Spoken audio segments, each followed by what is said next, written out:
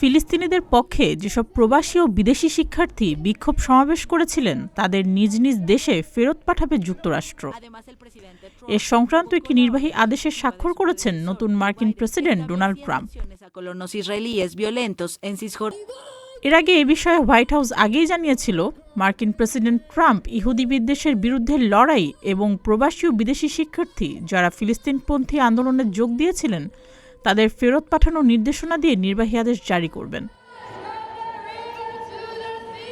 আদেশের খসড়ায় দেখা গেছে, ট্রাম্প বিচার বিভাগকে নির্দেশ দিবেন মার্কিন ইহুদিদের বিরুদ্ধে সহিংসতাকারীদের জন্য যেন কঠোর শাস্তি দেওয়া হয়। খসড়ায় ট্রাম্প প্রবাসী ও বিদেশি শিক্ষার্থীদের উদ্দেশ্যে লিখেন, যেসব প্রবাসী ফিলিস্তিনের পক্ষে আন্দোলনে যোগ দিয়েছিলেন আমরা আপনাদের নজরদারিতে রেখেছি।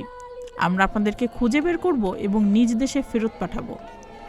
তিনি আরও লিখেন, ক্যাম্পাসে হামাসের প্রতি সহানুভূতি দেখানো সব বিদেশি শিক্ষার্থীর ভিসা দ্রুত সময়ের মধ্যে বাতিল করা হবে।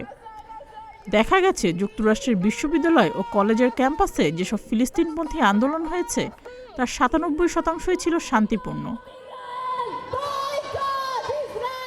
যুদ্ধের সময় ফিলিস্তিনিদের পক্ষে যুক্তরাষ্ট্রের বিভিন্ন কলেজ ও বিশ্ববিদ্যালয়ে বিক্ষোভ হয়।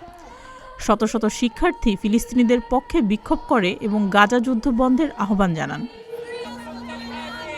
সুস্মিতা, প্রতিদিনের বাংলাদেশ।